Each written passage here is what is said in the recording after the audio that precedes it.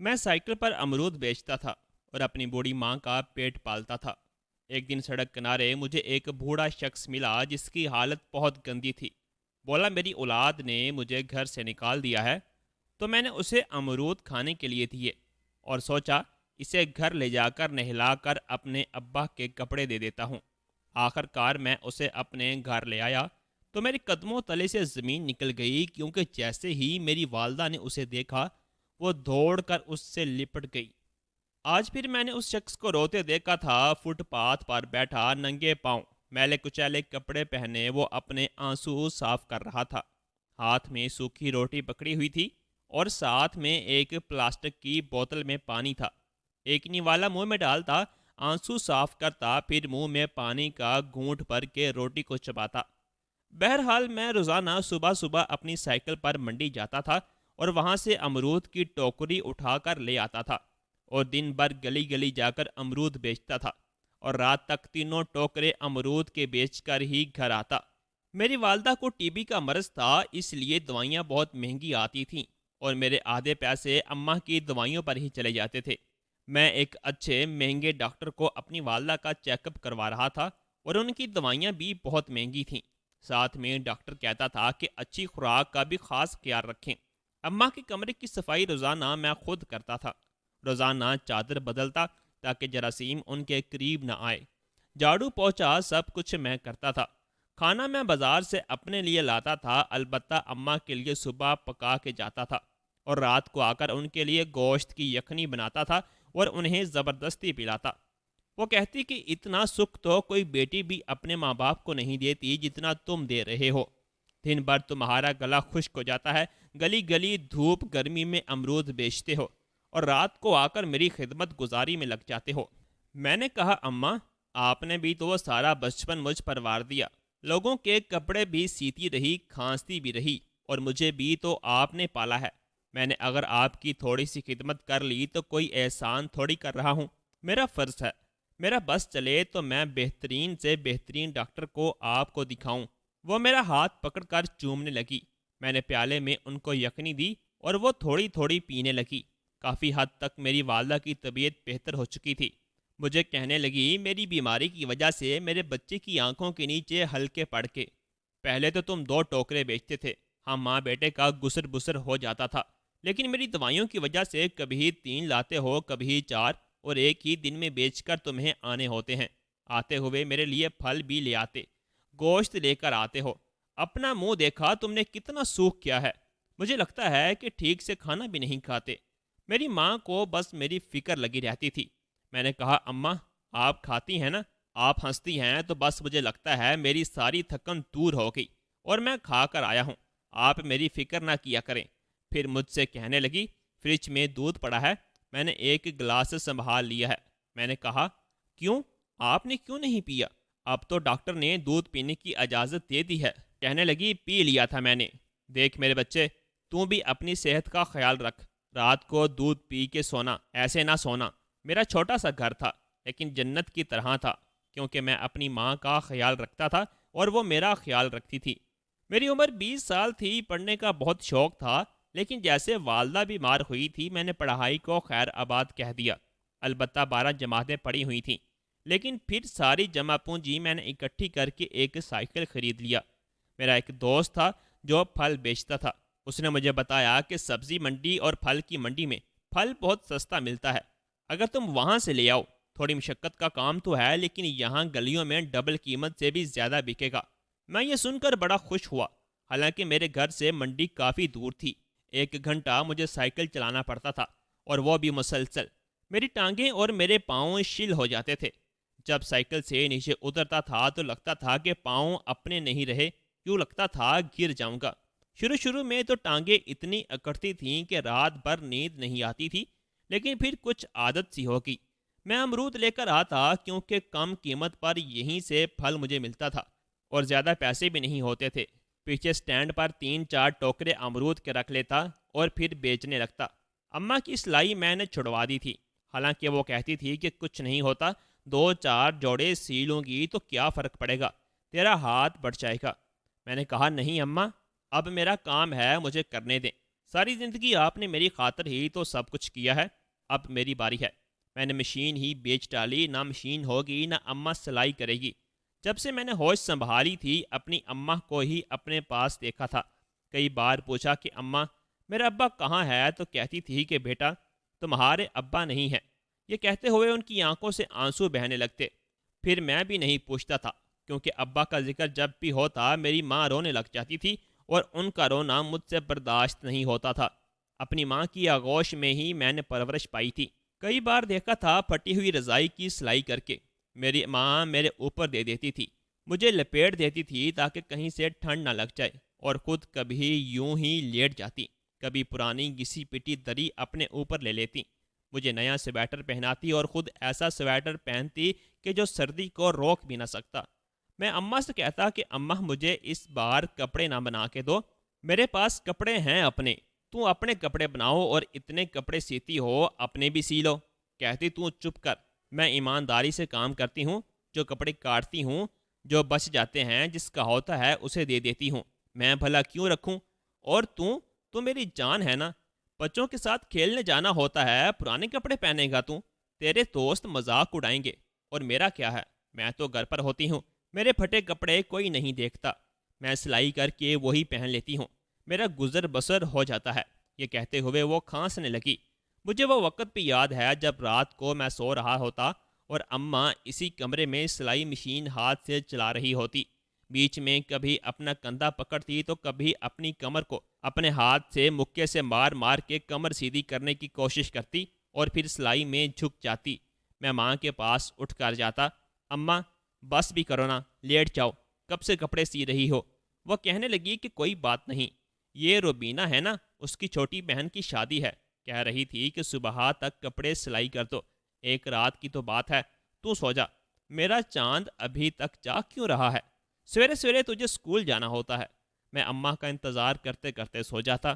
صبح آنکھ کھلتی تب بھی اماں سلائی مشین پر بیٹھی ہوتی، کہتی تیرے کپڑے استری کرتی ہیں، اور ہاں دودھ کا گلاس فریج میں پڑا ہے، پی کے جانا، خبردار جو تو بھوکا گیا تو۔ اور ہاں 2 کھجوریں بھی میں نے سنبھال کے رکھی تھیں، نہار منہ کھجوریں کھایا کر طاقت ہوتی ہے۔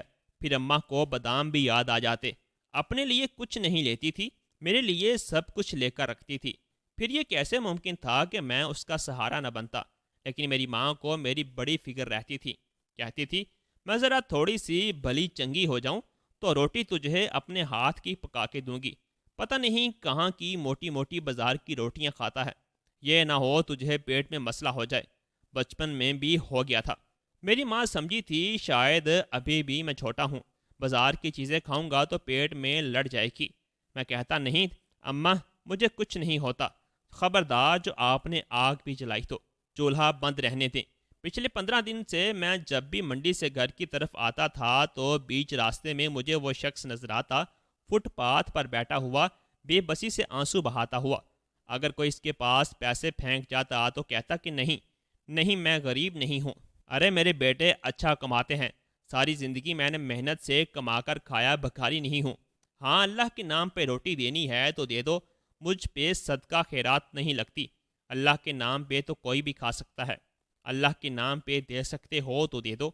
ایک بار میں نے اس شخص کو باسی ٹکڑے والے کے پاس دیکھا، جیب سے 10 روپے نکال کر کہنے لگا اس میں سے جو تازہ یا نرم روٹی ہے مجھے دے دو، جو پانی میں بھگو کے کھائی جا سکے۔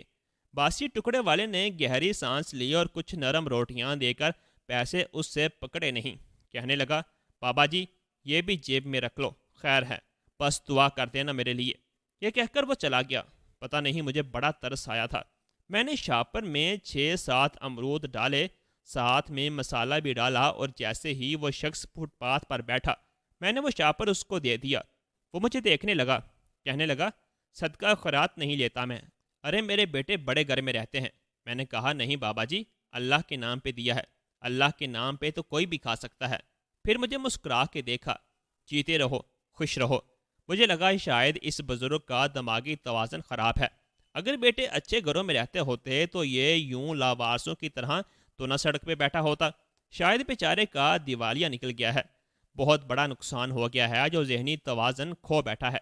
ایک بار دل میں خیال آیا کہ کیوں نہ پوچھ لوں کہ اس کے بیٹوں کا نام کیا ہے، رہتے کہاں ہیں، ہو سکتا ہے راستہ بھٹک گیا ہو۔ میں نے ایک بار ان سے کہا کہ آپ اپنے بچوں کا نام اور اپنے گھر کا پتہ بتائیں تو میں آپ کو آپ کے گھر چھوڑ دیتا ہوں۔ شاید آپ راستہ بھول گئے ہیں، کیونکہ بڑی عمر میں اکثر انسان راستہ بھول جاتا ہے۔ کہنے لگے، نہیں نہیں، ان کی عزت میں حرف آ جائے گا، میں نہیں چاہتا میرے بیٹے بدنام ہو جائیں۔ ارے بڑے نامور ہیں، بڑی عزت ہے ان کی، میں ان کے لیے اب باعث شرمندگی ہو گیا ہوں بیٹا، اس لیے نکال باہر کیا مجھے۔ یہ کہتے ہوئے اپنے ہاتھ کی پشت سے اپنے آنسو صاف کیے۔ میرے دل کو کچھ ہوا تھا۔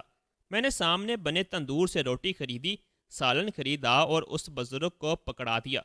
میں نے کہا کہ آپ یہ کھا لیں، سوکھی روٹی کیسے آپ کے حلق سے گزرتی ہے؟ وہ کہنے لگے، اب تو عادت ہو گئی ہے، رہنے دو بیٹا، تم آج تو گے، کل کون کھلائے گا؟ اگر منہ کو سالن کا ذائقہ لگ گیا تو سوکھی روٹی بری لگے گی، حلق سے اترنے میں مشکل ہو جاتی ہے۔ تم نہیں سمجھو گے بیٹا، میں نے طرح طرح کے کھانے کھائے ہیں، اس لیے جب ان کے بعد سوکھی روٹی پر قسمت نے لا کے کھڑا کیا تو پہلی بار میں پھوٹ پھوٹ کے رو پڑا تھا۔ بہت رویا تھا کیونکہ سوکھی روٹی حلق سے اتارنی مشکل ہو گئی۔ ارے سالوں میں بڑی مشکل سے عادت ہوئی ہے، میری عادت کو خراب نہ کرو۔ میں نے کہا، بچوں نے آپ کو کیوں نکال دیا؟ کہنے لگے کہ میں اب ان کے معیار کا نہیں رہا، سادہ ہونا، پھر بڑھاپا، کم بخت، خود ایک بہت بڑی بیماری ہے۔ غصہ بہت آتا ہے، اس لیے بہوؤں کو، پوتے پوتیوں کو، بیٹوں کو سنا دیتا ہوں اور پھر بھڑک اٹھتے ہیں، ان سے برداشت نہیں ہوتا۔ حالانکہ یقین نہیں کرو گے لیکن میں نے بچپن میں اپنے بیٹوں سے تھپڑ تک کھائے ہیں۔ چھوٹے تھے، غصہ آتا تھا تو مجھے تھپڑ مار دیتے تھے، میں کہتا تھا کوئی بات نہیں، میرے ہی بچے ہیں نا سمجھ ہیں، میں نے ان کے تھپڑ کھا لیے۔ لیکن اب میں بڑھاپے میں آ گیا ہوں، مجھے ویسا ہی غصہ آتا ہے۔ اگر بچوں کو ایک ہاتھ لگا دو تو آگے سے 10 ہاتھ دکھاتے ہیں۔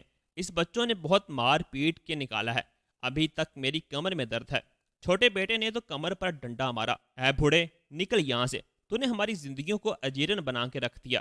بس پچھلے 6 مہینے سے سڑکوں کی خاک چھان رہا ہوں، بس اس فٹ پاتھ کو ہی اپنا گھر سمجھ لیا ہے، جس کا دل چاہتا ہے روٹی دے جاتا ہے۔ زیادہ تر میں سوکھی روٹی ہی کھاتا ہوں، لیکن اس عمر میں بھی تھوڑی بہت مزدوری کر لیتا ہوں تاکہ باسی روٹی کھا سکوں۔ ابھی بھی میری جیب میں پورے 500 کا نوٹ ہے۔ مجھے اس شخص کی بات بڑی عجیب لگی۔ میں نے کہا، بابا جی اگر 500 ہے تو تازی روٹی کیوں نہیں کھا لیتے؟ جب کما رہے ہو تو روٹی تو تازی کھاؤ۔ کہنے لگے، نہیں بیٹا، سوکھی روٹی کی عادت ہے، چھوڑنا نہیں چاہتا۔ آج تھوڑی بہت ہمت ہے، ہو سکتا ہے کل یہ بھی نہ رہے۔ بڑھاپا ہے نا، کم وقت انسان کو کمزور کر دیتا ہے، پھر دوبارہ سے سوکھی روٹی کی عادت ڈالنی بڑی مشکل ہو جائے گی۔ پتہ ہے، اپنی جوانی میں سب سے پہلے میں نے ہی اپنے گھر میں ایک اے سی لگوایا تھا اور تب سے اے سی میں ہی سوتا تھا، لیکن کم وقت جب سے گھر سے بے گھر ہوا ہوں اور بچوں نے اپنے روپ دکھائے، پنکھے کی ہوا بھی تنگ کرتی تھی، یا سو نہیں پاتا تھا، روتا تھا، اور اب فٹ پاتھ پر بڑے سکون کی نیند آتی ہے، چاہے دھوپ ہو یا سردی، جسم کو محسوس نہیں ہوتی۔ بڑا مشکل ہوتا ہے ایسے بندے کا خود کو تکلیف میں رکھنا جس نے عیاشیاں کی ہوں۔ پتہ نہیں کیوں لیکن مجھے اس بزرگ کی باتیں سن کر بڑی تکلیف ہوتی تھی۔ ساری عمر جو ماں باپ اولاد کو دنیا کی سرد گرم سے بچاتے ہیں، بڑے ہو کر وہ اولاد اپنے ماں باپ کو دھکے دے کر کیسے نکال دیتے ہیں؟ اپنے ماں باپ پر ترس کیوں نہیں کھاتے؟ اماں بھی پہلے بہت چڑچڑی ہو گئی تھی۔ جب اماں کو یہ پتہ چلا کہ اماں کو ٹی بی ہو گئی ہے، کہتی تھی میرا کچھ نہیں بنے گا۔ میں ڈاکٹر کے پاس لے کر جاتا تھا تو مجھے ڈانٹتی تھی، تھپڑ بھی مار دیتی تھی کہ نہیں کروانا مجھے علاج، مجھے میرے حال پر کیوں نہیں چھوڑ دیتا۔ میں اماں کا تھپڑ بھی کھا لیتا تھا، لیکن پھر بھی انہیں ڈاکٹر کے پاس لے کر گیا۔ دوائی نہیں کھاتی تھی، منہ سے تھوک دیتی تھی، کہتی تھی تو پیسے ضائع کر دے گا، اپنے آپ کو برباد کر لے گا، نہیں کھانی مجھے دوائی۔ ارے میرا وقت آ گیا ہے، جتنے سانس لکھے ہیں اس سے زیادہ نہیں لے سکتی۔ میں اماں کی ڈانٹ پھٹکار سن کر بھی باس نہیں آتا تھا، ان کے منہ میں گولی ڈالتا اور پانی کا گلاس ساتھ لگا دیتا، زبردستی دوائی کھلاتا، اپنے سامنے انہیں کھانا کھلاتا۔ وہ منع کرتی تھی تب بھی نہیں مانتا تھا، ان کا خیال رکھتا تھا۔ آہستہ آہستہ جب انہوں نے دیکھا کہ میں ان کی خدمت سے باس نہیں آؤں گا تو پھر وہ چپ ہو گئی۔ جیسے جیسے طبیعت بہتر ہونے لگی، اماں کا مزاج بھی ٹھیک ہو گیا۔ اب کبھی بھی جب انہیں غصہ آتا ہے تو ڈانٹ دیتی تھی، میرے سر پر کبھی تھپڑ بھی لگا دیتی تھی، پھر جب دیکھنا کہ میں چپ بیٹھا ہوں تو سینے سے لگا لینا۔ ماں باپ تو ایسے ہی ہوتے ہیں، اور بڑھاپے میں تو بچوں سے زیادہ چھوٹے ہو جاتے ہیں۔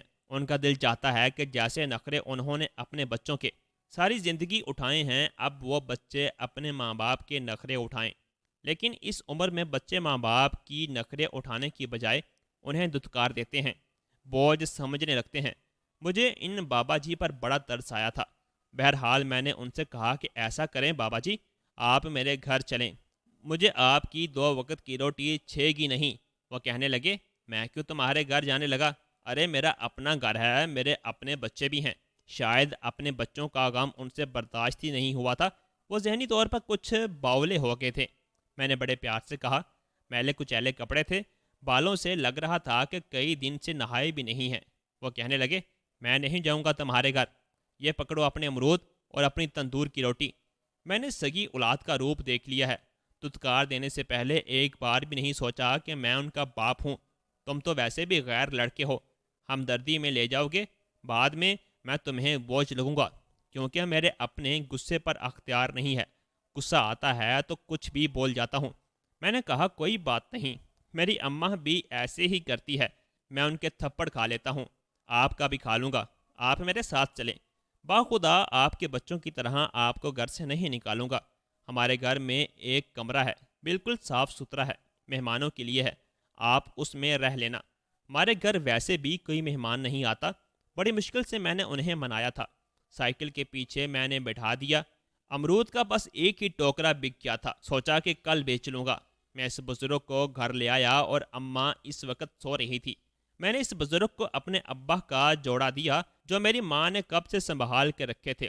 پتہ نہیں ابا کے کپڑے سنبھال کے کیوں رکھے تھے اس نے، کسی کو دیتی کیوں نہیں تھی۔ کئی بار پوچھ چکا تھا لیکن کبھی ماں نے جواب بھی نہیں دیا تھا۔ کہتی تھی، پڑے رہنے دو الماری میں، تمہیں کیا کہتے ہیں، میری الماری میں پڑے ہیں نا۔ میں نے ابا کا جوڑا دیا۔ وہ واش روم چلے گئے، منہ ہاتھ دھو کر آئے تو کافی اچھے لگ رہے تھے، کافی تر و تازہ لگ رہے تھے۔ پھر میں نے انہیں کھانا بھی بنا کر دیا۔ میرے ہاتھ کی روٹی کھا کر ان کی آنکھوں سے آنسو بہے تھے۔ میرا ماتھا چوما، کہنے لگے، بڑے خوش نصیب ہیں تمہارے ماں باپ جو ایسی نیک اولاد پائی ہے۔ میں نے کہا، باپ کو تو میں نے کبھی دیکھا ہی نہیں، بچپن میں انتقال ہو گیا تھا۔ وہ افسوس کرنے لگے۔ میں نے کہا، ہاں میری ماں بہت اچھی ہے، میری ماں نے اپنی ساری جوانی مجھ پر وار دی۔